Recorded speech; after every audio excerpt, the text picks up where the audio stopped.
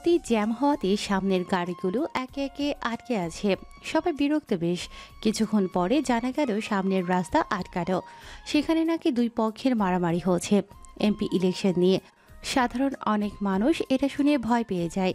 সামনে এগোনোর সাহস কারোরই হলো না। গাড়ি নিয়ে চলে যাওয়ার সুযোগও হচ্ছে না। তাই যে যার গাড়ির ভেতর চুপচাপ সামনে কি হচ্ছে তা তামাশা দেখে যাচ্ছে। একসময় মারামারি থেকে তীব্র ঠাস ঠাস শব্দ শোনা যায়। এটা কোনো সাধারণ শব্দ নয়, গুলির শব্দ। ওখানে থাকা প্রায় মানুষই দোকানপাট বন্ধ করে যে যার বাড়ির উদ্দেশ্যে জীবন বাঁচানোর জন্য চলে যায়। প্রায় অনেক মানুষ চলে যাওয়াতে জায়গাটা পুরো জনশূন্য হয়। তখন গাড়ির ডিকির উপর উঠে পায়ের উপর পা তুলে আরিশ বলল, এত বছরও আমাকে চিনলি না, সোজা আমার সাথে পাঙ্গা নিতে চলে আসলে। বিরোধী দলের নেতৃত্বের ছেলে আমান শিকদার বলল, দেখ আরিশ খান, তুই এত বছর দেশে ছিলি না, তাই আমাদের সম্বন্ধে তোর আইডিয়া নেই। এইবার ইলেকশনে আমরাই বিজয়ী হব, আর এতে কোনো বাধা আসলে তাকে। ওর বাকি কথা শেষ করতে না দিয়ে আরিশ গাড়ির ডিকির উপর দুপা উঠিয়ে আসন দিয়ে বসে বলল, তা আমি তো এত বছর দেশে ছিলাম না, তখন কেন তোর এমপি হলি না? তখন হতে পারিনি, হয়নি, এখন হব। তোদের মনে সন্দেহ হয় না কিভাবে প্রতি বছর আমার বাবা নেতা পদদল থেকে চেঞ্জ হচ্ছে না? মানে? আরিশ খান যে কাজে নামে তা সফল করেই ছাড়ে। আর ক্ষমতা ক্ষমতা খেলা, এটা আমার ছোটকালের নেশা। তোদের মতো চেলাপেলাটা পারে শুধু বাড়তি ঝামেলা করতে। আরিশ খান, তুই কি আমাদের ভয় দেখাতে চাচ্ছিস? তোর কি মনে হয় শুধু ভয়? তাহলে কি তোদের নিয়ে আসে এতগুলো মানুষ করিয়ে দিতাম? আমান কিছুটা ভয় পায় আরিশকে হাতের বন্দুকটা গোল গোল ঘোরাতে দেখে। তবুও ভয় আরিশকে বসতে না দিয়ে বলল, দেখ আরিশ খান, আমাদের কাজ আমাদের করতে দে, তাহলে আমরাও তোর পথে বাধা হব না। তুই এবার এমপি হবি। শুয়োরের বাচ্চা, নারীদের ব্যবসা করবি তা আমাদের খেতাব নিয়ে? আবার সেটা আমাকে জিজ্ঞেস করছিস? তোর চিফ টেনে এখনো যে ছেড়ে ফেলেনি, সেটা তোর সাত পুরুষের কপাল। ভালোই ভালো বলছি, জীবনটা অকালে হারাস না, এই পথ ছেড়ে দে। আরিশ খান, তুই এখন নেতা হসনি। হয়নি, হয়ে যাব। তুই কি? হয়নি, হয়ে যাব। দেখ, তোদের সাথে ফালতু কথা বলার টাইম আমার কাছে নেই। যে জন্য এখানে আসা, মেয়েগুলোকে ছেড়ে দে। যদি না দিই? ঠুস। আমান গুলি চালানোর শব্দ শুনে নিজের শরীরে এপাশ থেকে ওপাশে দেখতে থাকে। পুরো শরীরকে চেক করে স্বস্তির নিঃশ্বাস নেয়। কারণ ও ভেবেছিল আরিশ গুলিটা ওকেই করেছে। তাই ভয়ে ভয়ে চোখ দুটো কোনোরকম আরিশের দিকে করে বলল, মেয়েগুলোকে ছেড়ে দিচ্ছি, কিন্তু তোকে আমি দেখে নিব। যা, দেখার পর যদি আরিশ খানের বালে দৌড়ে দিতে পারিস তাহলে দিস। এখন চোখের সামনে থেকে ফট, আর নয়তো এবার গুলিটা মিস হবে না, ডাইরেক্ট তোর বুকে কাঁদবে। আমান একে একে মেয়েগুলোকে আরিশের গাড়িতে তুলে দেয়। তখন রাস্তাটা অনেকটা খালি থাকায় রিক্সা করে যুথি তানিশা পরীক্ষা শেষ করে বাসায় আসছিল। তখন ওখানে এক জায়গায় অনেক মানুষকে দেখে রিক্সা থামিয়ে যুথি যায় ওখানে কি হচ্ছে দেখার জন্য। গিয়ে চোখে পড়ে আরিশ পিস্তল হাতে গাড়ির ডিকির ওপর বসে আছে। এটা দেখে আশপাশটা আরও একটু তাকিয়ে দেখল। অনেক লোককে দেখে মনে মনে এটা ভাবে বজ্জাত আরিশটা আবার কি কাণ্ড ঘটালো। তাই কৌতূহল নিয়ে ছুটে আরিশের সামনে গিয়ে কোমরে হাত দিয়ে বলল, এই যে আপনি এখানে কি করছেন, আর আপনার হাতে এটা কি? আরিশ জ্যোতিকে এই স্থানে মোটেও আশা করেনি। একবার জ্যোতির দিকে তাকিয়ে পর মুহূর্তেই মাথাটা কাত করে আমানকে দেখল। শকুনের দৃষ্টি নিয়ে ওদের দিকেই তাকিয়ে আছে। এটা দেখে আরিশ আবারও জ্যোতির দিকে তাকায়। কিছুক্ষণ তাকিয়ে বাঁকা হেসে আমানের উদ্দেশ্যে বলল, তোরা না কতগুলো মেয়েকে বাচ্চা করতে চাচ্ছিলে? দেখ, আমার সামনে একটা মেয়ে দাঁড়িয়ে আছে, দেখে তো মনে হচ্ছে একদম পিওর ভার্জিন। তোরা মেয়েটাকে বরং বাচ্চা করতে পারিস। যুথি এটা শুনে দুপা পিছিয়ে যায়। একবার আরিশের দিকে তো একবার আমানের দিকে তাকিয়ে ঢোক গিলে বলল, আমি তো এখানে শুধু কি হয়েছে তাই দেখতে এসেছিলাম, তাই বলে এখন আমাকে পাচার করে দেবেন? যুথি মুখটা ছোট করে বলল। আমান যুথির দিকে তাকিয়ে কিছু বোঝার চেষ্টা করলো। আসলে মেয়েটার সাথে আরিশের কোনো সম্পর্ক আছে কিনা, তাই আরেকটু বিষয়টা বোঝার জন্য ওদের দিকে এগিয়ে গিয়ে বলল, ঠিক আছে, আরিশ খান কোন মেয়েকে নিজে থেকে পাছার কথা বলেছে ফিরিয়ে দিয়েই কিভাবে? যুথি আরেকটু আরিশের কাছে এগিয়ে গিয়ে ভয়ে ভয়ে বলতে নিল, ভাইয়া আমি আপনার ঠাস। আপনি মারলেন আমায়? আয়ান, এই মেয়েকে আমার সামনে থেকে বিদায় কর, আর নয়তো এখানে আরো একটা লাশ পড়বে। জুথি দু চোখ থেকে টপ টপ পানি গড়িয়ে পড়ছে।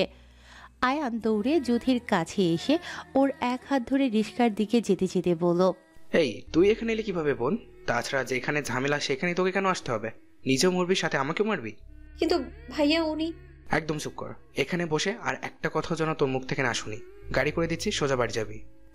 জুথি আর কথা বাড়ালো না, কান্না করতে করতে তানিশারের সাথে গাড়িতে উঠে পড়ল। ঠিকই আছে, তুই এখানে গিয়েছিলি কেন? তোকে নিষেধ করেছিলাম না তানি? আমি কি বুঝেছিলাম ওখানে উনি ছিল? তুই তো কিছুই বুঝিস না। দুটো খাস, তারপর তোর শিক্ষা হয়। আমি না হয় একটু ভুলই করেছি, তাই বলে উনি মারবেন আমায়? তানিশাকে চুপ করে থাকতে দেখে জুথিও গালে হাত দিয়ে চুপ হয়ে যায়। সারাদিন পার হয়ে গেল, ছেলেটা এখন পর্যন্ত বাসায় ফিরল না। ফোন করছি তাও ধরছে না। আপনি একটু গিয়ে দেখুন না। আমি গেলে কি তোমার ছেলে আসবে? সে তো আমার সাথে কথা পর্যন্ত বলে না। আয়ানকে ফোন দিয়ে দেখো ওরা কোথায় আসে। ওরা কেউই ফোন ধরছে না, আপনি একটু ব্যবস্থা করুন না। রাফিদ তো ফিরলো সেই কখন। ওকে গিয়ে বলো আমি দেখেছি। আপনার কি মনে হয় রাফিদকে আপনার ছেলে সহ্য করতে পারে? আমি ওর মা, ওর মনে কি চলে একটু হলেও বুঝতে পারি।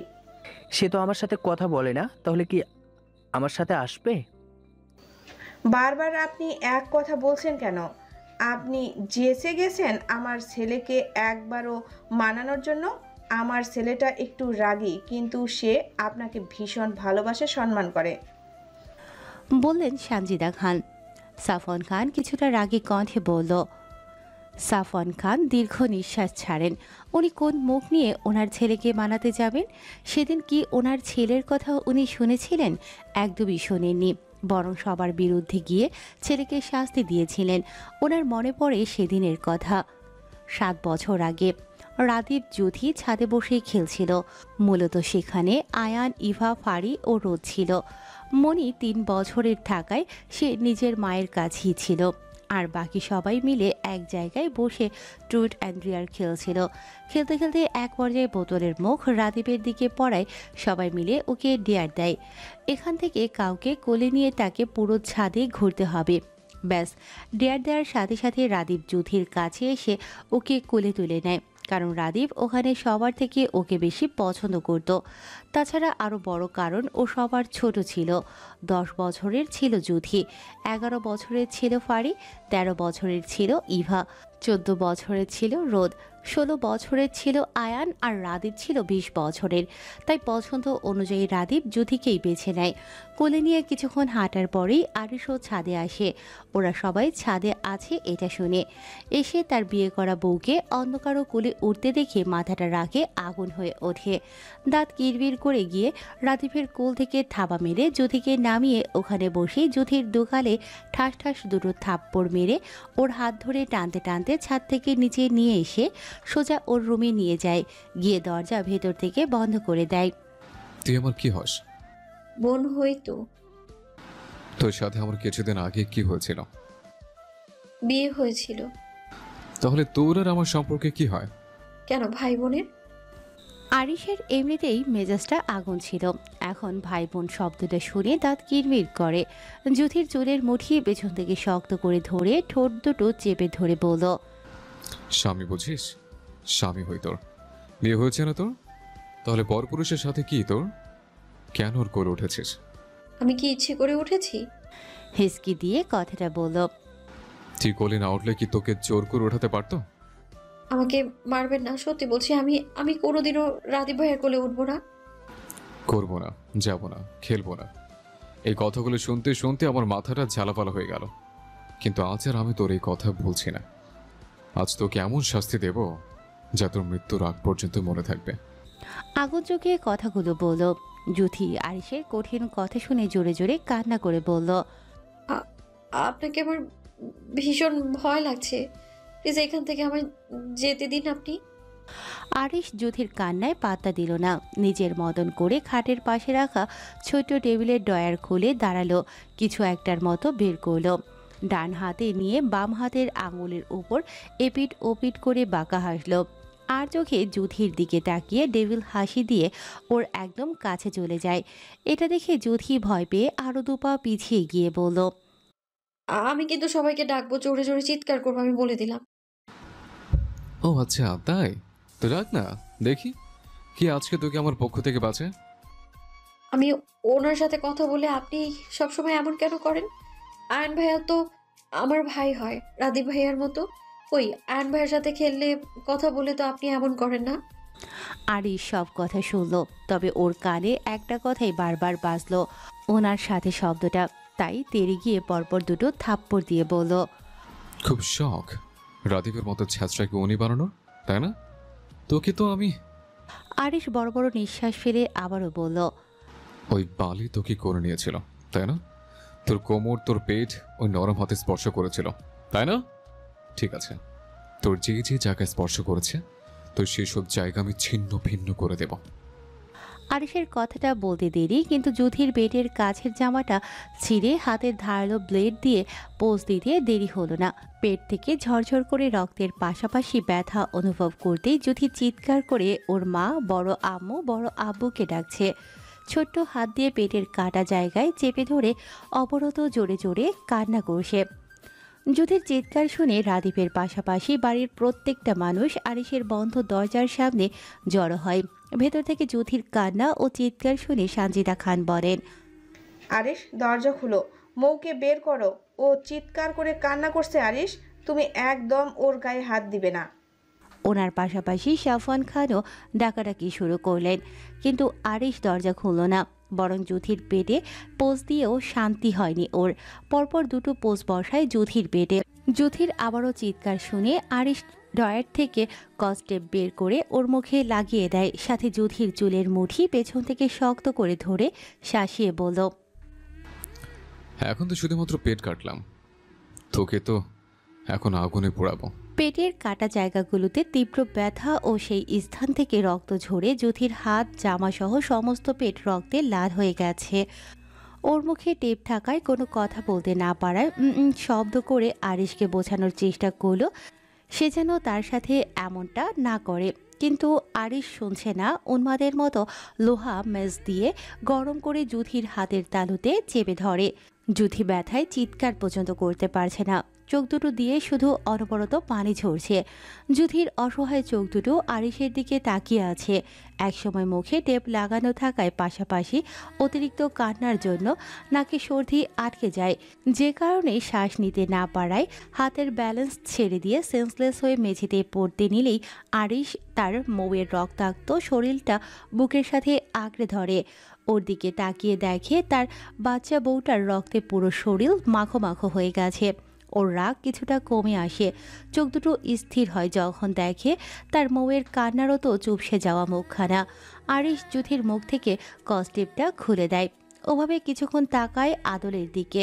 তখন নিভে যাওয়া রাগটা যেন আবারও মাথায় টনক নড়ে ওঠে। প্রতিবার তার অবুঝ বউটাকেই মার খেতে হয়, আজ রক্তাক্ত হলো ওর জন্য, এর মাসুল ওকেও দিতে হবে। ওর ফোঁস করার মধ্যে দরজা ধাক্কানোর শব্দটা আরও তীব্র হয়। বাহির থেকে সবার আহাজারি শোনা যায়, আরিশ, মেয়েটাকে মারিস না। আরিশ, মেয়েটাকে মারিস না। একসময় আরিশ তীব্র রাগ নিয়ে দরজাটা খুলে দেয়। দরজা খুলে আরিশকে দেখে সবাই হতভম্ব হয়ে যায়। হাতে রক্ত লেগে আছে, চুলগুলো অগোছালো, চোখ দুটো লাল। এটা দেখে যুথির আম্মু, আরিশের আম্মু, রাদীপের আম্মু সবাই রোমের মধ্যে ঢুকে পুরো বাকরুদ্ধ হয়ে যায়। সানজিদা খান যুথির বেহাল অবস্থা দেখে তেড়ে গিয়ে আরিশকে পরপর দুটো ঠাতিয়ে থাপ্পড় দেয়। থাপ্পড় খেয়ে আরিশের ভাবান্তর হলো না, ক্রোধ নিয়ে তখনও রাদীপের দিকে তাকিয়ে আছে। সাফওয়ান খান ওই রুমে আর দাঁড়ালেন না, যুথিকে কোলে নিয়ে হাঁটলেন হসপিটালের উদ্দেশ্যে। ওনার সাথে আয়ানও গেল, সাথে রাদিফও গেল। ওরা যাওয়াতে যুথির আম্মু চোখের পানিটা মুছে আরিশের রুম থেকে বেরিয়ে যায়। সবার চোখেই পানি, শুধু পানি নেই আরিশের চোখে। ও তখনও নিচের দিকে নাক ফুলিয়ে তাকিয়ে আছে। তখন সানজিদা খান চেঁচিয়ে বললেন, তুমি কি জানো আর ওইটুকু মেয়েকে আঘাত করতে কিভাবে পারলে তুমি? তুমি আর কি কি করবে আরিশ? তুমি কি এখন মেয়েটাকে পৃথিবী থেকে বিদায় করতে চাও? কেন এমনটা করছো? তোমার অতিরিক্ত জেদের কারণে আমার বাচ্চা মেয়েটাকে তোমার মতো 20 বছরের দামড়ার সাথে বিয়ে দিয়েছি, শুধু মেয়েটার প্রতি তোমার অত্যাচারের জন্য। কিন্তু এতেও তোমার অত্যাচার কমেনি, বরঞ্চ বেড়েছে। আর আজ তুমি তার সব কিছুই লিমিট ছাড়িয়ে গেছো। আমার তো ভয় হচ্ছে মেয়েটা আদৌ বাঁচবে কিনা। আর আজ যদি ওর কিছু হয়ে যায় আরিশ, আমি তোমাকে কখনো ক্ষমা করব না। আরিশ চুপ করে মায়ের কথা শুনল, কারণ সে তার গুরুজনদের ভীষণ সম্মান করে। তাই ওভাবে নিচের দিকে তাকিয়ে বলল, ও আমার বউ হয়ে কেন পরপুরুষের কোলে উঠবে? কেন পরপুরুষের দিকে তাকাবে? ও কেন রাদীপের সাথে খেলবে? ও শুধু আমার দিকে তাকাবে, আমার সাথে কথা বলবে, আমার সাথে ঘুমাবে। আর যদিও সেটা না করে, পরপুরুষের সাথে হেসে হেসে কথা বলে, তো এর চেয়েও খারাপ অবস্থা হবে। ওকে পৃথিবীতে বাঁচতে হলে সম্পূর্ণ শারীরিক মানসিকভাবে আমার হয়ে বাঁচতে হবে। আর নয়তো ওকে মারবো আমি, নিজেও মরবো। আর আমাদের মাঝে যদি থার্ড পার্সন ঢোকার চেষ্টা করে, তো তাকে সবার আগে পৃথিবী থেকে বিলুপ্ত করব। বলে সানজিদা খানকে আর কিছু বলতে না দিয়ে রুম থেকে বেরিয়ে যায়। সানজিদা খান ছেলের এমন বেপরোয়া কথায় কিছুটা অসন্তুষ্ট হন, সাথে ছেলের চলে যাওয়া দেখে কিছুটা ভয়ও পান। এখন আবার কি নতুন কাণ্ড ঘটায়? ঘড়ির কাঁটা টিকটিক করে পার হয়ে গেছে ঘণ্টাখানিক সময়। ততক্ষণে হসপিটাল থেকে ফোন আসে জ্যোতির জ্ঞান ফিরেছে। এখন সে খানিকটা সুস্থ, বিকালের দিকে নাকি বাড়ি নিয়ে আসতে পারবে। জ্ঞান ফিরেছে শুনে আরিশ আর দাঁড়ায়নি, তার মৌকে আনতে চলে গেছে হসপিটালে। আরিশকে হসপিটালে জ্যোতির কেবিনের দিকে যেতে দেখে সাফওয়ান খান আরিশের সামনে গিয়ে কঠিন কণ্ঠে বললেন, তুমি এখানে কেন এসেছো? তোমাকে কি আমরা আসতে বলেছি? আমার বউ আমার নিতে এসছে, এখানে আমাকে কি আসতে বলবে? ওকে নেওয়ার হলে আমরা নিব, তুমি চলে যাও। আরিশ ওর বাবার কথায় তেমন পাত্তা না দিয়ে কেবিনের দিকে হাঁটা দিল। তখন ওর সামনে রাদীপ এসে বাধা দিয়ে বলল, তুই ওর কাছে যেতে পারবি না, আর না আমরা তোকে যেতে দেব। তোর মতো ছালার বস্তা আমাকে আমার বউর কাছে যেতে আটকাবে? দেখ আরিশ, এখানে সিন ক্রিয়েট করিস না। তুই আমার সামনে থেকে সর, আর নয়তো আমি ভুলে যাব এটা হসপিটাল। কি করবি তুই? রাদীপের কথাটা বলতে দেরি, কিন্তু আরিশের রাদীপের গায়ে হাত তুলতে দেরি হলো না। একসময় দুই ভাইয়ের মারাত্মক হাতাহাতি শুরু হয়ে যায়। রাদীপের ঠোঁট কেটে রক্ত ঝরছে আর আরিশের নাক ফেটে। ওদের দুজনকে থামানোর জন্য সাফওয়ান খান পেরে উঠছিলেন না। প্রায় হসপিটালের সব মানুষ জড়ো হয়ে যায় এক জায়গায়। ওখানের মানুষরা দুজনকেই দুদিককে টেনে নিয়ে যায়। তখনও আরিশ রাদীপের দিকে তাকিয়ে রাগে ফুলছিল। সাফওয়ান খান রাগে গজগজ করতে করতে আরিশের গালে থাপ্পড় লাগান সজোরে। আরিশের দিকে তাকিয়ে ফুসফুস করতে করতে বললেন, আর কি কি করতে চাও তুমি? এত কিছু করেও তোমার শান্তি হচ্ছে না? আরিশকে আরও কঠিন কিছু কথা শুনিয়ে উনি রাদীপের দিকে তাকিয়ে বললেন, মানুষ একদিনের হলেও তো তার বড় হয়, আর আরিশ তো তোমার 3 মাসের বড়। বড় আব্বু, আমি জানতাম তুমি একজন বুঝদার ছেলে, আমার ছেলের মতো বেপরোয়া পাগল নয়। আর সেই তুমি হসপিটালে বসে আমাদের আর মান সম্মান কিছু রাখলে না তোমরা। ওনার কথা বলার মধ্যে আরিশ লোকগুলোর থেকে নিজেকে ছাড়িয়ে জ্যোতির কেবিনে গিয়ে ওর সামনে দাঁড়ায়। দেখে ওর হাতে ব্যান্ডেজ করা, অন্য হাতে স্লাইন লাগানো। আরিশ জ্যোতির হাতের স্লাইনের পাইপ খুলতে খুলতে দাঁত কিরমির করে বলল, এসব বালসাল পরে, তোকে এখানে থাকতে হবে না, চল তুই আমার সাথে। এখান থেকে এক্ষুনি তুই আমার সাথে চলে যাবি। বলে জ্যোতিকে পাজা কোলে তুলে হন হন করে হাঁটতে শুরু করে। সাফওয়ান খান, রাদীপ, আয়ান সবাই দেখলো আরিশের সাইকোগিরি, তবে কেউ কিছু বলল না, কারণ তিনি চান না এই মুহূর্তে হসপিটালে বাড়তি ঝামেলা করতে। তবে সাফওয়ান খান দমেও যাননি। মনে মনে কিছু ভেবে দীর্ঘ নিঃশ্বাস ফেলে ওনার কাজ আছে বলে ওদের বাসায় চলে যেতে বলে। সন্ধ্যাবেলায় চারপাশ সুনসান নিরিবিলি। আজ খান বাড়িতে কারো মুখে কোনো কথা নেই, থাকবে কি করে? বাড়ির বড় ছেলে যে কাণ্ড আজকে ঘটিয়েছে তাতে কারো মুখ থেকে কোনো কথা বের হচ্ছে না। তখন আরিশ ওভাবে জ্যোতিকে নিয়ে আসার পরে ওর রুমে নিয়ে এসেছিল। রুমে এসে কাউকেই আর ঢুকতে দেয়নি। তার এক কথা, যখন তার বউ রাদিফের সাথে খেলে তখন বাড়ির সব থাকে কোথায়? তখন যদি সবাই তার বউকে রাদিফের কাছে যেতে না দিত, খেলতে না দিত, তাহলে কি সে তার বউকে এমনভাবে আঘাত করত? কখনোই করতো না। সে তো তার এই বউটাকেই মারাত্মক ভালোবাসে, তাহলে সে তার বউকে অন্য কারোর সাথে সহ্য করতে পারে না। আর রাদিফ, তাহলে তো প্রশ্নই আসে না। তার বুকের বাঁ পাশটায় আজ ভীষণ কষ্ট হচ্ছে। অসহায় চোখ দুটো নিয়ে তার মৌয়ের ফ্যাকাশে আদরের দিকে তাকায়। তাকিয়ে ওর চোখ দুটো পানিতে ভরে যায়। আজ তার ভীষণ মনে হচ্ছে তার মৌয়ের সমস্ত শরীরে চুমু দিয়ে বলতে, ভীষণ ভুল হয়ে গেছে মৌ, ভীষণ ভুল হয়ে গেছে।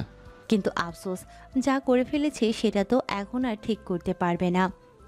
আরিশের এসব ভাবার মধ্যে নিচ থেকে চেঁচামেচির আওয়াজ আসে ওর কানে। সাফওয়ান খান গলা ছেড়ে ডাকছেন ওকে।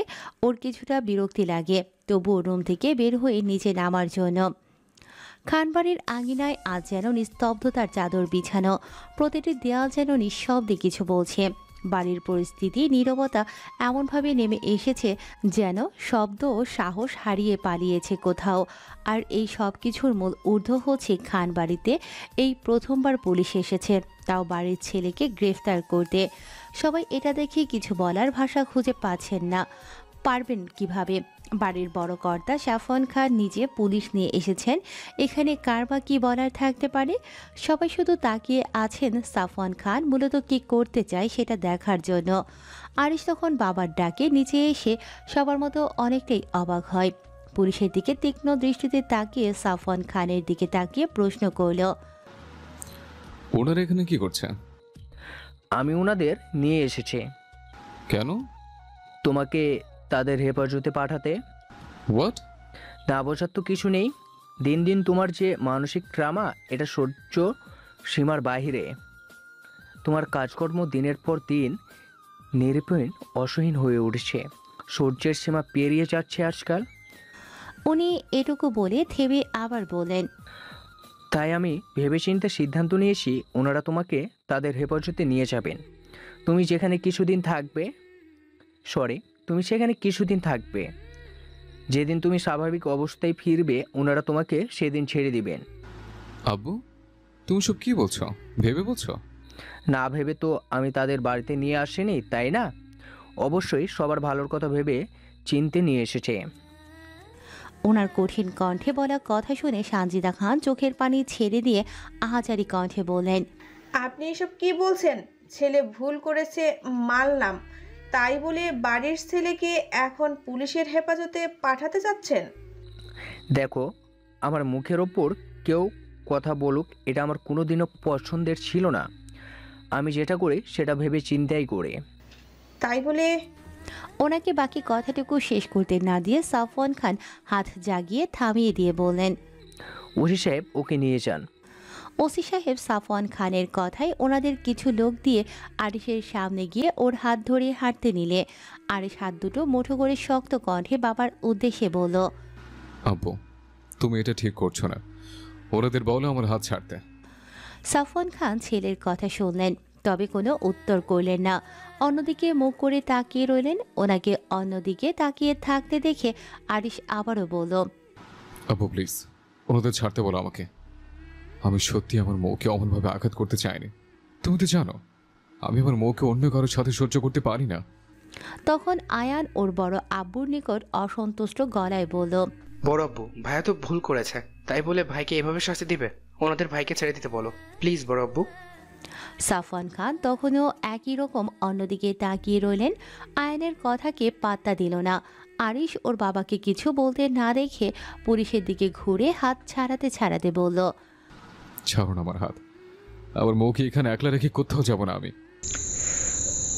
দেখুন, আপনি যাবেন নাকি আমরা আপনাকে জোর করে নিয়ে যাব? আরিশকে এক প্রকার জোর করে পুলিশরা নিয়ে যেতে নিলে আরিশ ওর বাবার দিকে তাকিয়ে রক্ত চোখ করে বলল, আজ তুমি যা করলে একদমই ঠিক করো না আব্বু। আমাকে প্লিজ ওনাদের সাথে যেতে দিও না। আমার অনুপস্থিতিতে রাদীপ আমার বউয়ের কাছে যাবে, এসে এসে কথা বলবে। আব্বু, এটা আমি মানতে পারবো না। পুলিশরা আরিশকে জোর করেই খান বাড়ি থেকে নিয়ে যায়। সাফওয়ান খান আরিশের কোনো কথাকেই গুরুত্ব দিলেন না, বরং আরিশকে নিয়ে যেতেই উনিও ওনার রুমে চলে যান। পরপর কেটে গেছে 2 দিন। যুথি এখন মোটামুটি বেশ সুস্থ। পেটের কাটা জায়গাটা অনেকটা শুকিয়েছে, হাতের পোড়া স্থানও অনেকটা টেনে গেছে। তবে এই 2 দিনে বদলে গেছে বাড়ির অনেক সিচুয়েশন। সানজিদা খান স্বামীর সাথে 2 দিন হয় মুখ ভার করে থাকেন। সাফওয়ান খান নিজেও কিছুটা ক্ষুণ্ণ। উনি পরিস্থিতি সামাল দিতেই এমনটা করেছেন। তার উপর থানা থেকে কল এসেছে পরপর। আরিশ এই 2 দিনে থানায় বসে পানি ছাড়া কিছু মুখে দেয়নি। তাছাড়া আরিশকে যে রুমে রাখা হয়েছে সেখানে কোনো পুলিশকে ঢুকতেও দিচ্ছে না। বরাবরের পাগলামিটা বেশি করে যাচ্ছে। তাই বাধ্য হয়ে ওসি সাহেব সাফওয়ান খানকে ওর কথা জানাতেই উনি আরিশকে ছেড়ে দিতে বলেন। ওসি সাহেবকে ওকে ছেড়ে দিতে বললে সাথে সাথেই উনি ওকে ছেড়ে দেয়। আরিশ থানা থেকে সোজা বাড়িতে এসে কারোর সাথে কোনো রকম কথা না বলে ওর রুমে গিয়ে দরজা ভেতর থেকে ঠাস করে বন্ধ করে দেয়। আরিশের আসার খবর পেয়ে ওর আম্মু ছুটে ওর কাছে এসেছিল, কিন্তু আরিশ দরজা খোলেনি। একটা সময় যেতেই আরিশ দরজা খুলে প্রয়োজনীয় জামাকাপড় প্যাক করে খানবাড়ি থেকে বেরিয়ে যেতে নিলে খান, আয়ান, সানজিদা খান, লিমা খান, মেহজাবিন খান, মোমেনা খান, রাদীপ বাদে ভাই বোন সবাই আরিশকে বাধা দিয়ে জিজ্ঞেস করে সে যাচ্ছে কোথায়।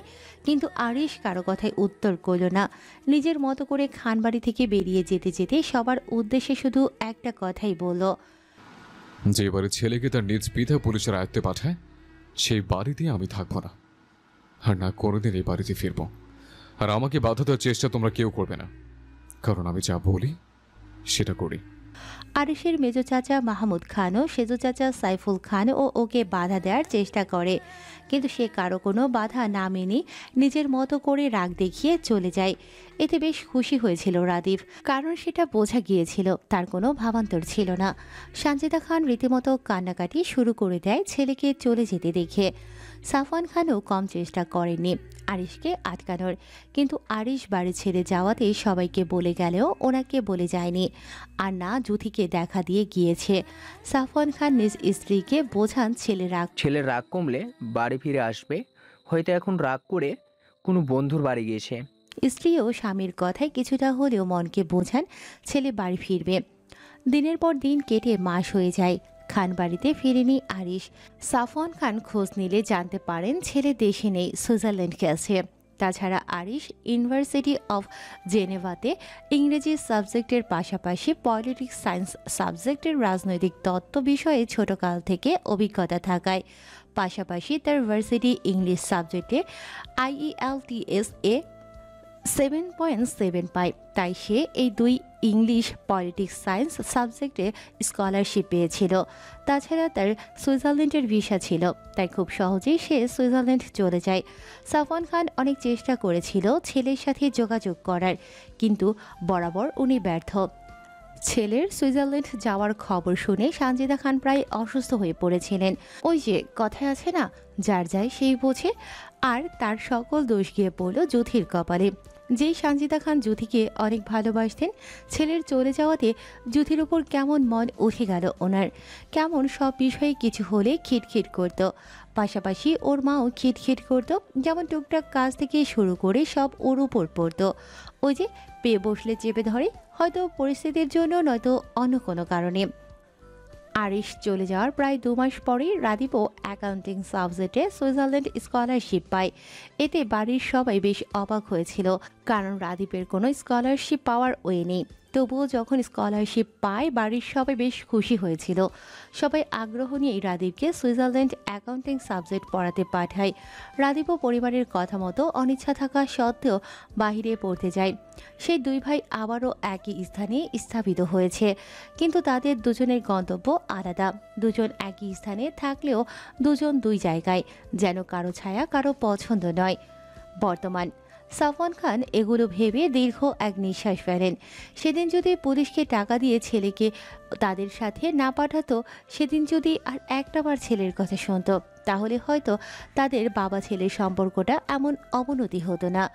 উনি এসব চিন্তা ভাবনা করে স্ত্রীর পানে তাকিয়ে বললেন, দুপুর হয়ে গিয়েছে, খেতে দাও। সানজিদা খান স্বামীর কথায় আর কথা বাড়ালেন না, মাথায় কাপড় দিয়ে খাবার টেবিলে এসে সবার জন্য খাবার বাড়লেন। জ্যোতি থাপ্পড় দেয়া গালে হাত ডলতে ডলতে খানবাড়ির গেট খুলে ভেতরে ঢুকে কিছুটা ভেতরে আসতেই ওর চোখ পড়ে সুইমিং পুলের উপর। সেখানে রোদ, ইভা, ফারি, মনি একসাথে মজা করে গোসল করছে। এটা দেখে ওর চোখ তো কোঠায় ওঠার উপক্রম। গালের ব্যথা ভুলে দৌড়ে উপরে নিজের রুমে গিয়ে জামা কাপড় চেঞ্জ করে আবারও একই রকম দৌড়ে নিচে সুইমিং পুলের সামনে এসে কোমরে 2 হাত গুজে বলল, তোমরা আমাকে রেখে মজা করে গোসল করছো? আর একটু ওয়েট করলে কি হতো, আমিও তোমাদের সবার সাথে গোসল করতে পারতাম। ইভা জ্যোতিকে দেখে একগাল হেসে বলল, আমরা মাত্র কিছুক্ষণ হলে এসেছি, তুইও নেমে পড়, আজকে অনেক মজা হবে। ফারি ইভার সাথে তাল মিলিয়ে হেসে বলল, হ্যাঁ হ্যাঁ, তাড়াতাড়ি নাম, আর নয়তো বড়দের ডাক পড়বে। তোমরা এক্ষুনি উঠে এসো। জ্যোতি নামতে নিলে রোদ সবার উদ্দেশ্যে বলল, আমার গোসল করা হয়ে গেছে, আমি আর গোসল করব না। তোদের গোসল করার থাকলে তোরা কর, আমি গেলাম। বলে রোদ উঠে চলে যায়। রোদকে চলে যেতে দেখে সবাই তেমন গায়ে মাখল না। যে যার মতো জ্যোতিকে নামতে বলে আবারও হইচই করা শুরু করলো। একসময় অনেকক্ষণ অতিবাহিত হতেই ফারি সবার অ্যাটেনশন ওর দিকে নিয়ে বলল, আজকে একটা জিনিস করলে কেমন হয়? ইভা জ্যোতি কৌতূহল হয়ে একসাথে বলল, কি? এই যে আমরা সবাই এক জায়গায় অনেকক্ষণ মজা করে গোসল করলাম, এখন একটা প্রতিযোগিতা করলে কেমন হয়? কি প্রতিযোগিতা? কে কতক্ষণ পানিতে ডুব দিয়ে থাকতে পারে? ইভা জ্যোতি কি বলবে তার আগে মনি চিৎকার করে বলে উঠল, আইডিয়াটা তো দারুণ। সবাই ঠিক করলো বড় থেকে ছোটকে কতক্ষণ পানিতে ডুব দিয়ে থাকতে পারে। সেই অনুযায়ী এখানে ইভা সবার বড়, তাই ওই ডুব দিল সবার আগে। সবাই গোনা শুরু করলো। 1 মিনিট 33 সেকেন্ড হতে ইভা পানি থেকে উঠে দম নিতে নিতে বলল, বাবা, ওই কয় মিনিট হয়েছে রে? 1 মিনিট 33 সেকেন্ড। ফারি, এবার তোর পালা। ফারিও 1 মিনিট হতে না হতেই পানি থেকে উঠে হাঁপাতে হাঁপাতে বলল, আমি আর থাকতে পারি নাই, শ্বাস বন্ধ হয়ে আসছে, তাই উঠে এসেছি। এবারেই জুইথার পালা। সবার মতো যুধিও মুখ ভেঙচি মেরে পানিতে ডুব দিয়েছে। প্রায় 2 মিনিটের কাছাকাছি হতে না হতেই ওর পানি থেকে উঠে শ্বাস নিতে নিতে নিচের দিকে তাকিয়ে বলল, আমি নিজেরটা নিজেই গুনেছি, এবার তো আমিই জিতবো। বলে সামনে তাকাতেই পানির ভেতরে 2 পা পিছিয়ে যায়, কারণ তার সামনে স্বয়ং দাঁড়িয়ে আরিশ খান। ওকে দেখে যুধি আশেপাশে তাকিয়ে মিনমিন গলায় বলল, ও মা, আপনি এখানে কিভাবে এলেন? এখানে তো ওরা সবাই ছিল।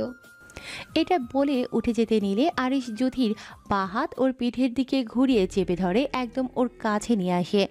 এমনটা করায় যুধি অনেকটা ভয় পেয়ে যায়। ভয় ভয় চোখ নিয়ে আরিশের দিকে তাকিয়ে কিছু বলতে নিলে আরিশ হুট করেই যুধির ঠোঁট দুটোর সাথে ওর ঠোঁট দুটো জোরে চেপে ধরে।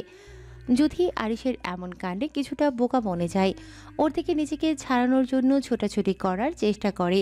আরিশের বুক শব্দ করে থাপড়া থাপড়ি করা শুরু করে দিল, কিন্তু আরিশ ওকে ছাড়েনি, বরং যুধির হাত ওভাবে চেপে রেখেই যুধির চুলের মুঠি পেছন থেকে শক্ত করে ধরে রাখে, যাতে ও নড়াচড়া না করতে পারে। গুনে গুনে 3-4 মিনিট হতেই আরিশ যুধির ঠোঁট ছেড়ে দিয়ে ডান হাতের বুড়ো আঙুল দিয়ে ঠোঁট মুছে আঙুলটা সামনে এনে যুধির দিকে নেশাত্মক দৃষ্টিতে তাকিয়ে আঙুলটায় চুমু দেয়।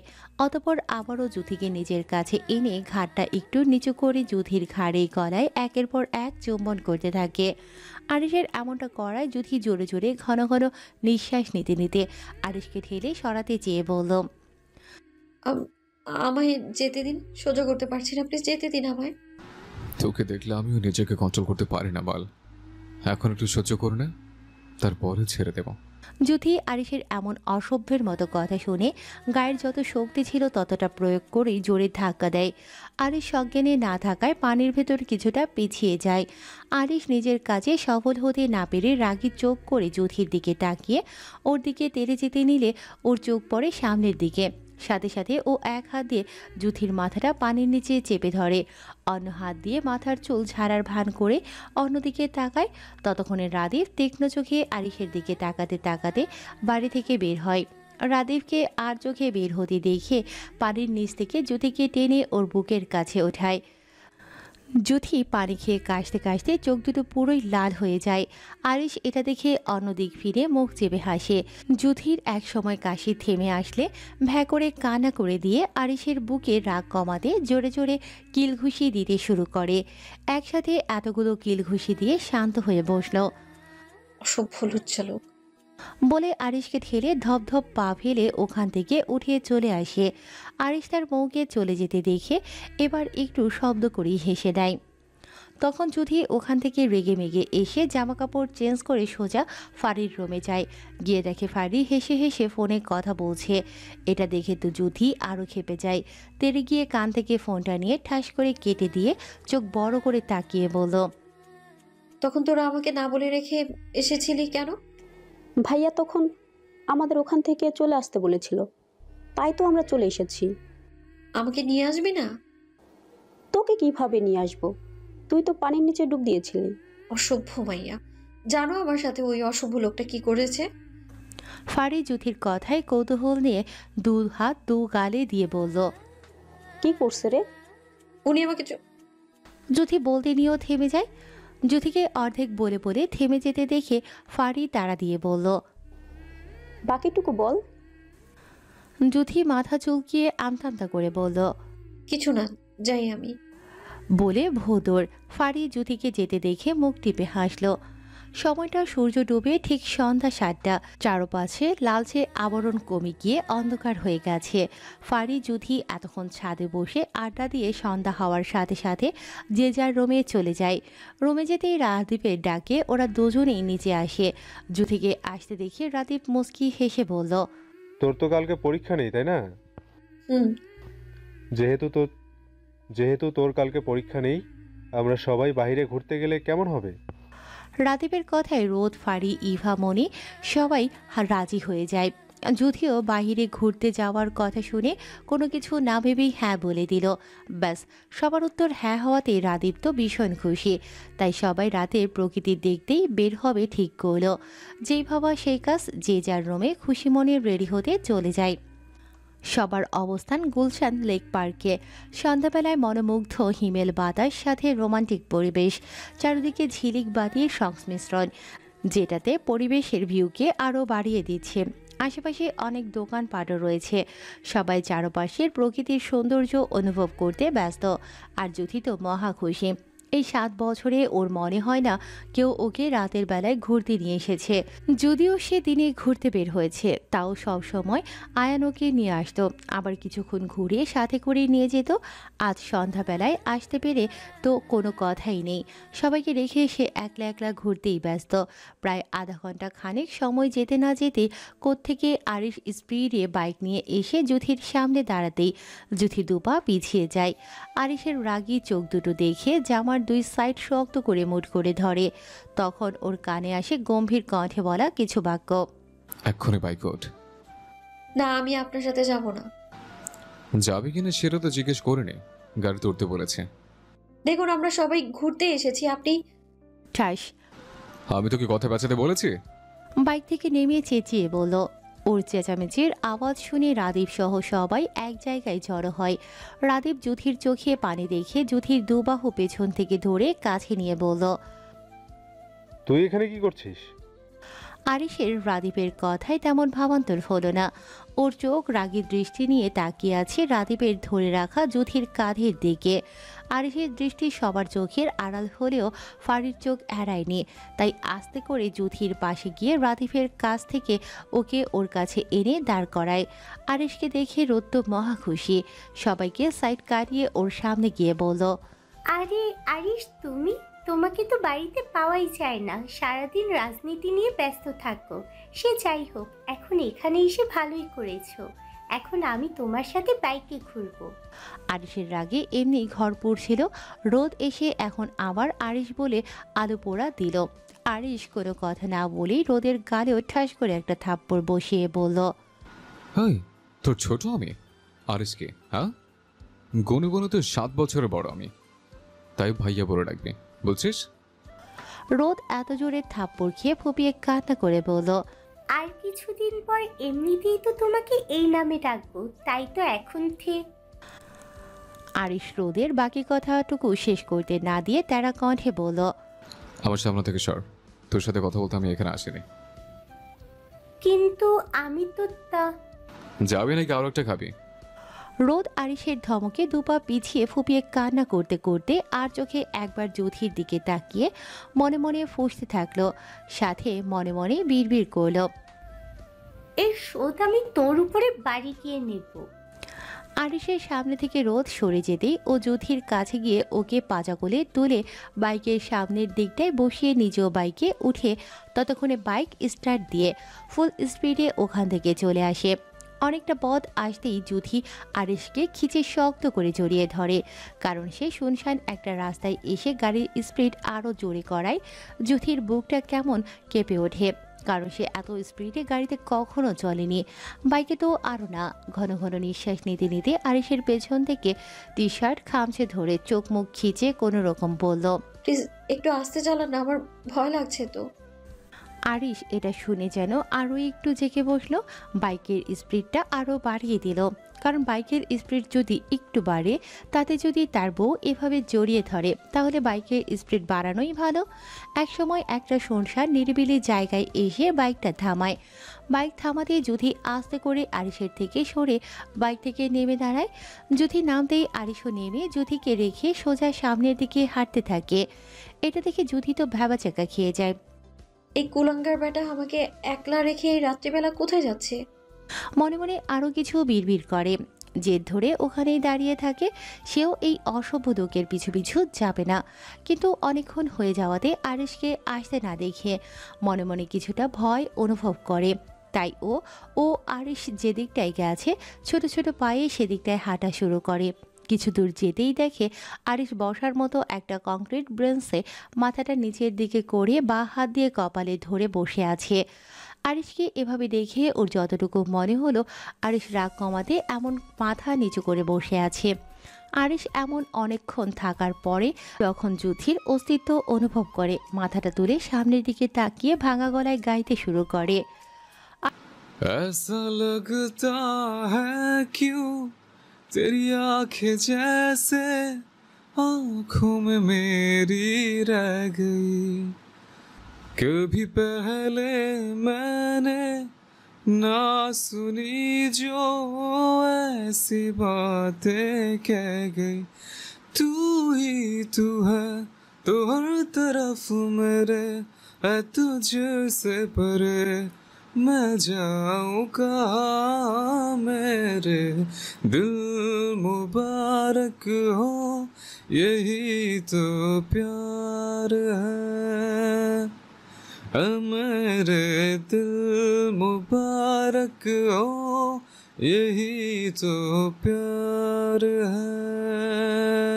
আরিশ গানটা শেষ করে আকাশের দিকে তাকিয়ে বড় করে একটা নিঃশ্বাস ছাড়ে। তার কিছু ভালো লাগছে না, লাগবে কি করে? তার প্রেয়সী এখনও তার থেকে দূরে দাঁড়িয়ে তার পাশে এসে বসছে না, তাকে সান্ত্বনা দিচ্ছে না। সে রাগটা কমাতে চেয়েও বারবার মাথায় হাত দিচ্ছে। এই মুহূর্তে তার প্রেয়সীর ভালোবাসা চাই, আর নয়তো এই রাগ কখনোই কমার নয়। এদিকে যুথি আরিশের এমন আবেগময় গান শুনে হাঁ করে পেছন থেকে ওর দিকে তাকিয়ে আছে। ওর জানা মতে এই লোক শুধু জানে রাগ করতে, চিল্লাপালা করতে, মারামারি করতে। এখন তো দেখছি এই লোকটা মারাত্মক গান গাইতেও জানে। ওর বারবার মন বলছে আরিশকে একবার গিয়ে বলুক আপনার গানের গলাটা ভীষণ সুন্দর, কিন্তু মনের কথা মনেই রেখে চুপচাপ ওখানেই দাঁড়িয়ে রইল। এতে আরিশের কোনো হেলদোল না দেখে যুথি কিছুটা বিরক্ত হয়ে যায়। কি আজব লোক রে বাবা, আমাকে কি এভাবে এখানে নিয়ে এসেছে গান শোনানোর জন্য? কি আজব লোক রে বাবা, ওকে কি এখানে এভাবে নিয়ে এসেছে গান শোনানোর জন্য? যুথি বিরক্তি নিয়ে আরিশের থেকে আগের জায়গায় আসতে নিলে কতগুলো ছেলের সামনে পড়ে। ছেলেগুলো ওকে দেখে একজন আরেকজনের দিকে তাকিয়ে বিকট শব্দে হেসে দিল। এটা দেখে যুথি কিছুটা কপাল কুঁচকিয়ে পাশ কাটিয়ে যেতে নিলে ওদের মধ্যে একটা ছেলে বলে ওঠে, আরে লম্বা ওই চুলওয়ালি, কোথায় যাচ্ছ? যুথি কোনো উত্তর করল না, নিজের মতো করে চলে যেতে নিলে আরেকটা ছেলে ওর হাত ধরে বলল, আরে সুন্দরী তো দেখি আমাদের রেখেই চলে যাচ্ছে। তা সুন্দরী, তুমি কি জানো এই রাস্তা আমাদের ইশারায় চলে? দেখুন আমার হাতটা ছাড়ুন।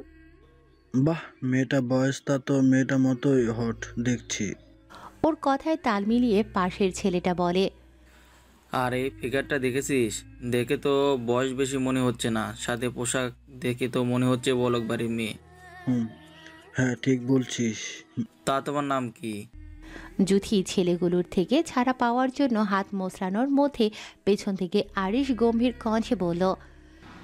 আমি বলি ওর নাম। ছেলেগুলো আরিশের কথায় কিছু বলতে নেবে তার আগেই আরিশের মুখ দেখে সাথে সাথেই জুথির হাতটা ছেড়ে দিয়ে বলল, বাহ ভাই আপনি। আর চোখে একবার জুথির দিকে তো আরেকবার আরিশের দিকে তাকিয়ে। আরিশ ছেলেগুলোকে ভয় পেতে দেখে ঠান্ডা কণ্ঠে বলল, সাইডে আয়, কথা আছে। বলে সামনের দিকে হাঁটা শুরু করে। ওখানে থাকা মোট 4 জন ছেলে আরিশের এমন কণ্ঠ শুনে ঢোক গিলে নিজেদের মুখ চাওয়াচাবি করে ভয়ে ভয়ে আরিশের সাথে হাঁটতে শুরু করে। অনেকটা হেঁটে একদম নির্জন জায়গায় এসে আরিশ থেমে যায়। আরিশকে থেমে যেতে দেখে ছেলেগুলোও থেমে যায়। ওদের ভিতর একটা ছেলে সদ্য সাহস নিয়ে বলল, ভাই কি কথা বলার জন্য এমন জায়গায় নিয়ে এসেছেন? আরিশের কোনো হেলদোল নেই, সে এখনও সামনের দিকে তাকানো। আরিশ হঠাৎ করেই ডান হাতে কোমরে গুজে রাখা পিস্তল বের করে ঘুরেই 4 জন ছেলেকে কোনো সময় না দিয়ে পরপর 4টা গুলি করে দিল। গুলি খাওয়ার সাথে সাথে ছেলেগুলো কি হয়েছে বুঝলো না। যখন আস্তে করে মাটিতে লুটিয়ে পড়ে রক্ত দেখলো তখন বুঝতে পারলো আরিশ ওদের এখানে মারার জন্য নিয়ে এসেছে আর সেটা করে দিয়েছে। কিন্তু তাদের হাতে এখন আর সেই সময় নেই যে এখান থেকে পালাবে। ছেলেগুলো কিছু বলতে চাইছিল আরিশকে, কিন্তু ওদের কিছু বলার আগেই আরিশ হুঙ্কার দিয়ে বলল, হারামের বাচ্চা, যে মেয়েকে 1 সেকেন্ড চোখের আড়াল হতে দেয় না, যাকে পরপুরুষের সঙ্গে সহ্য করতে পারি না, আর সেখানে কিনা তোর ওর হাত ধরেছিস, আবার হট বলে কুদৃষ্টি দিয়েছিস। যে চোখে ওই নারীর দিকে ইচ্ছাকৃতভাবে তাকাবে সেই চোখ আমি তুলে নেব। যে হাত ওই নারীকে ছোবে তাকে দুনিয়া থেকে বিলুপ্ত করতে আমার 1 সেকেন্ডের সময় লাগবে না, যেমনটা তোদের করলাম। ছেলেগুলো আরিশের সম্পূর্ণ কথা শুনতেও পারল না, তার আগে পৃথিবী থেকে পরগায়ন করল। আরিশ ওদের দিকে তাকিয়ে পিস্তলটা ঘুরিয়ে আবারও কোমরে গুজে নিতে নিতে বলল, বান্তির বাচ্চা, হিজাব ছাড়া বাইরে বের হওয়ার মজা আজকে তোকে বুঝাবো। নিঃশব্দে থমকানো পরিবেশ, নিরিবিলি স্থান, চারপাশটা ল্যাম্পপোস্টের আলোয় আলোকিত। তখন আরিশ ছেলেগুলোকে নিয়ে যাওয়ার পর জুথি ওখানে বসে যে হাত ছেলেটা ধরেছিল সে হাত অত হাত দিয়ে মোড়াতে মোড়াতে তখন থেকে বসে আছে। আর কিছুক্ষণ পরপর আরিশ যে দিকটায় গেছে বারবার সেদিকে তাকাচ্ছে। হঠাৎ ওর চোখে পড়ে আরিশ রক্ত আভা চোখ করে ওর দিকে এগিয়ে আসে। এটা দেখে হাত মোড়ানো ছেড়ে দিয়ে পরপর ঢোক গিলে উঠে দাঁড়িয়ে 2 পা পিছিয়ে যেতে নিলে আরিশ ওর চুলের মুঠি পেছন থেকে শক্ত করে ধরে অন্য হাত দিয়ে গাল চেপে ধরে চেঁচিয়ে বলল, তুই আর কত চালাবি আমাকে? লম্বা চুল, সুন্দর ফিগার দেখানোর জন্য ঘুরতে এসেছিলে, তাই না? আরিশ এত জোরে জুথির চুল চেপে ধরেছিল যে ব্যথায় ওর চোখ দিয়ে পানি বের হয়ে যায়। সাথে গাল চেপে ধরায় মুখ দিয়ে কিছু বলতে না পেরে মাথাটা দুপাশে ঘোরালো, যার মানে সে এসবের জন্য আসেনি। আরিশের এমনিতেই মেজাজ চঙ্গে ছিল, তার প্রেয়সী ওই ছাগলের পুতের সাথে ঘুরতে আসায় এখন আবার এই কাণ্ডে ওর রাগকে কন্ট্রোল করা দায় হয়ে গেছে ওর কাছেই। ঘন ঘন নিঃশ্বাস ফেলে অন্যদিকে তাকিয়ে গম্ভীর কণ্ঠে বলল, তোর করে ভুলগুলোকে সবসময় আমি এটাই ভেবেছি, আমি মনে হয় ব্যর্থ তোকে সামনে রাখতে, তাই তোকে বারবার ক্ষমা করতে চেয়েছি। আর এটাই হয়তো আমার ভুল। হ্যাঁ, নয়তো তুই প্রতি পদে পদে ভুল করতি না, কিন্তু আর না। এই হাতটা ধরেছিল, তাই না? এই হাতটাই আমি রাখবো না, সম্পূর্ণ পরে ছাই করে দেব। চল আমার সাথে। বলে জুথির হাতটা টানতে টানতে বাইকের কাছে নিয়ে ওকে উঠিয়ে বাইক স্টার্ট দেয়। জুথি ভয়ে ফুপিয়ে ফুপিয়ে কান্না করছে। আরিশ যে পরিমাণ রেগে আছে, বাড়ি গিয়ে ওকে কি করবে কে জানে।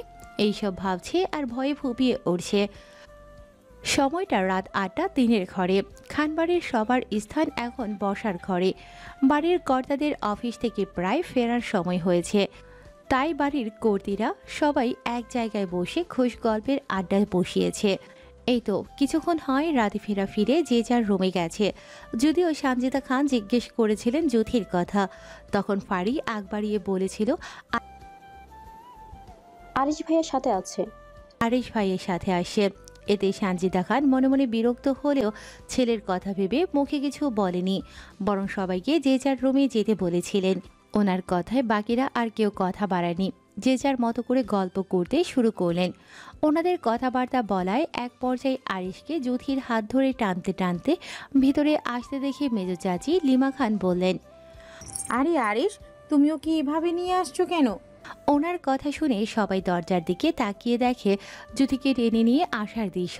জুথিকে দেখে ওর আম্মু মোমেনা খান আরিশের সামনে গিয়ে বললেন, আরে আরিশ আব্বু, তোমার এই অবস্থা কেন?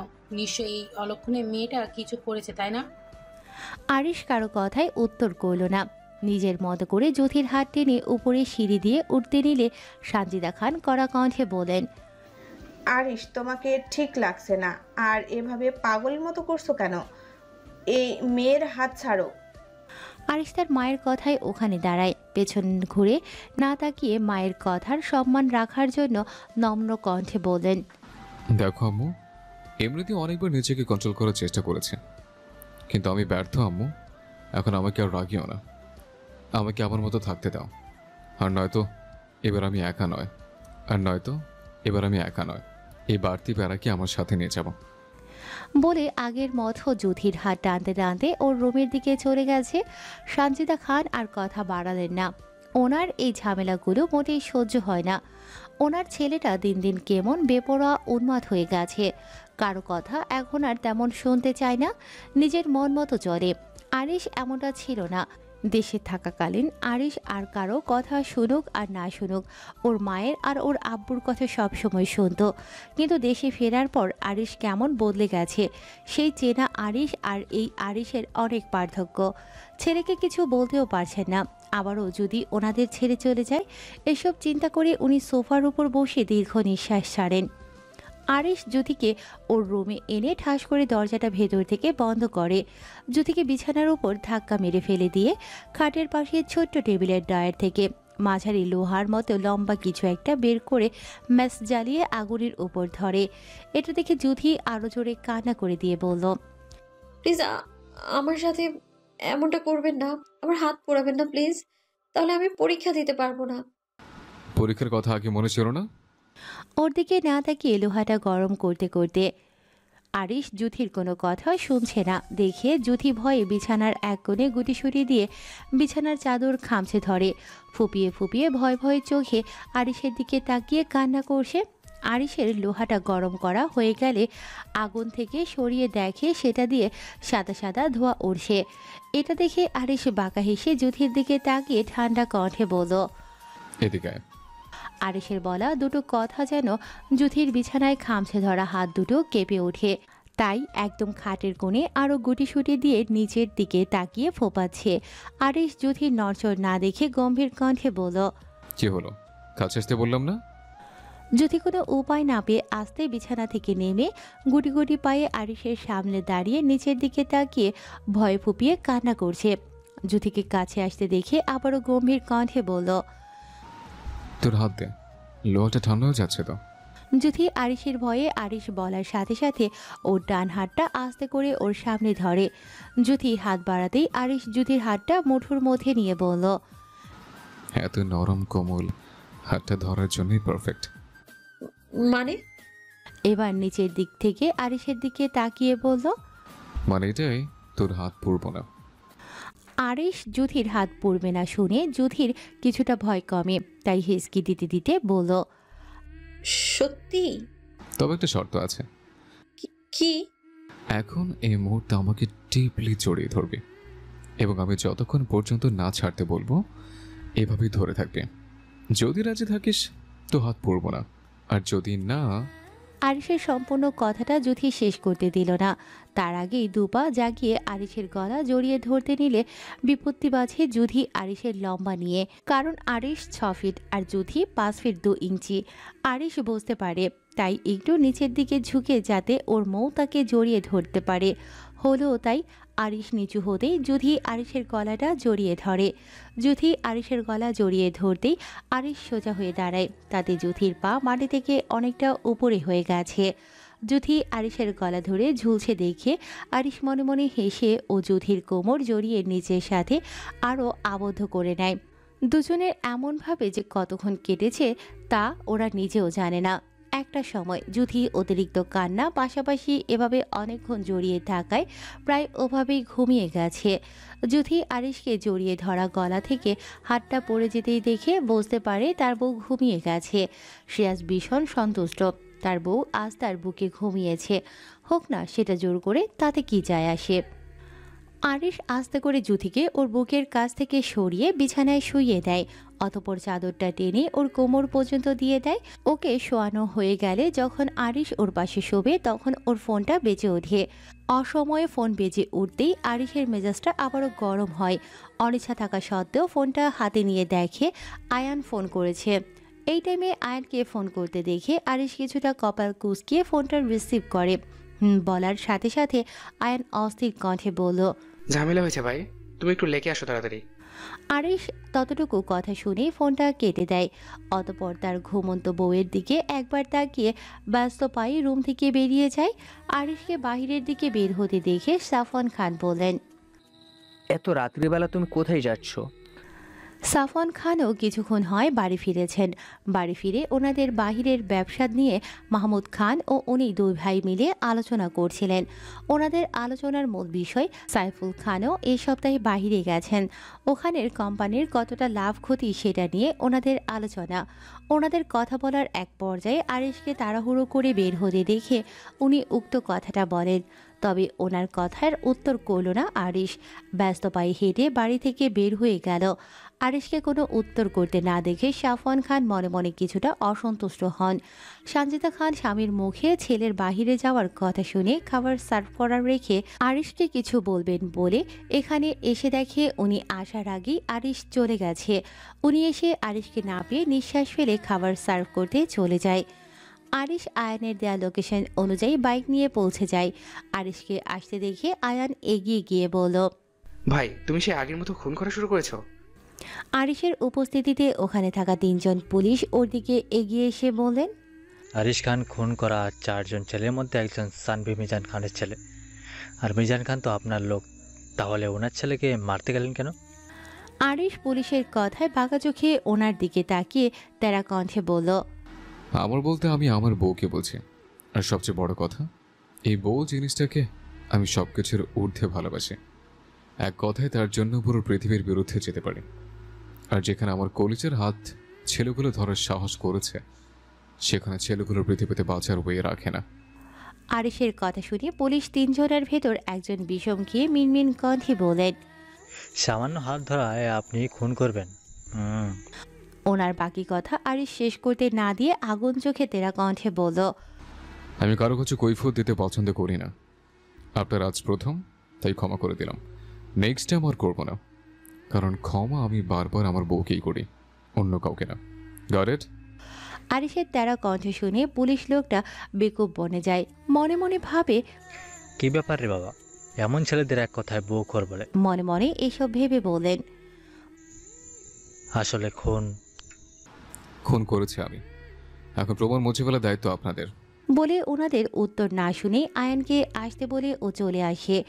আরিশকে চলে যেতে দেখে পুলিশগুলো ওর যাওয়ার দিকে তাকিয়ে তামিম নামের একজন পুলিশ বলেন, খুন করেছে আরিশ খান, প্রমাণ লোপাট করতে হবে আমাদের। ওনার কথা শুনে বিরক্ত চোখে তাকিয়ে অন্য একজন বলেন, কথাটা আরিশ খানের সামনে বলতে পারবেন? কেন, আমার কি মরার পাখা গজিয়েছে যে তার সামনে এসব কথা বলতে যাব? তাহলে চলেন, সে কাজ দেওয়া হয়েছে সেটাও করে ফেলি। রুমে ফুল পাওয়ারের এসি ছাড়া থাকায় প্রায় জুথির শরীরটা ঠান্ডা হয়ে গেছে। ঠান্ডাটা বেশি মনে হতেই ঘুম ঘুম চোখে উঠে বিছানায় বসলো ও আশপাশটা তাকিয়ে মাথা চুলকে কখন ঘুমলো সেটা মনে করার চেষ্টা করলো। 2-1 মিনিট যেতেই ওর সবটা মনে পড়তেই লাফিয়ে বিছানা থেকে উঠে রুমের আশপাশটা ভালো করে তাকায়। না, আরিশ ভাইয়া রুমে নেই। এটাই সুযোগ এখনই এখান থেকে কেটে পড়ার। যুথিও তাই করলো। দরজা খোলা পেয়ে ছুটে রুম থেকে বের হতে নিলে কারোর সাথে ঠাস করে ধাক্কা খেয়ে নিচে পড়তে নিলে ও অনুভব করে ও নিচে পড়ে যায়নি। এটা মনে হতে পিট করে চোখ খুলে দেখে রাদীপ ওর ডান হাত ধরে রেখেছে আর ও নিচের দিকে চিত হয়ে ভাসমান আছে। ধন্যবাদ তোমাকে, তুমি না ধরলে হয়তো নিচেই পড়ে যেতাম। তার জন্যই তো ধরলাম, যাতে তুমি পড়ে ব্যথা না পাও। যাই হোক, আরিশ কি তোমাকে আঘাত করেছে? না। বলে চলে যেতে নিলে রাদীপ জ্যোতির হাতটা ধরে ওর কাছে এনে জ্যোতির মাথাটা ওর বুকের সাথে হালকা চেপে ধরে বলল, ভয় পাওয়ার কারণ নেই, সব ঠিক হয়ে যাবে। বৈশাখী সকালের রোদের তাপে মানুষ প্রায় অতিষ্ঠ। বেলা প্রায় 9টা 7 ঘরের দিকে। তানিশা রিস্কায় বসে জ্যামের কারণে। উদ্দেশ্য খানবাড়িতে জ্যোতির কাছে যাওয়া। আজ পরীক্ষা নেই, সেই সুবাদে দুজন আজ এক জায়গায় থাকবে তাদের সিদ্ধান্ত। তাছাড়া আইসিটি নোট ওর কাছে নেই, দুজনে এক জায়গায় বসে পড়বে, তাই এত সকাল সকাল বের হওয়া। কিন্তু আজ মনে হয় সব জ্যাম ওর কারণেই হয়েছে। না হয় কখন বেরিয়েছে, যেখানে আসতে আধা ঘন্টা সময় লাগে না সেখানে প্রায় 1 ঘন্টার বেশি হয়ে গেছে। এখন পর্যন্ত জ্যাম শেষ হচ্ছে না, তাই তানিশা বিরক্ত বেশ। সব ঝামেলা পেরিয়ে মাত্র খানবাড়ির সামনে এসে থামল রিস্কা। তানিশা ভাড়া মিটিয়ে খানবাড়িতে ঢুকলো। তখন খানবাড়ির সকল মানুষের সকালের খাবার খাওয়া প্রায় শেষ।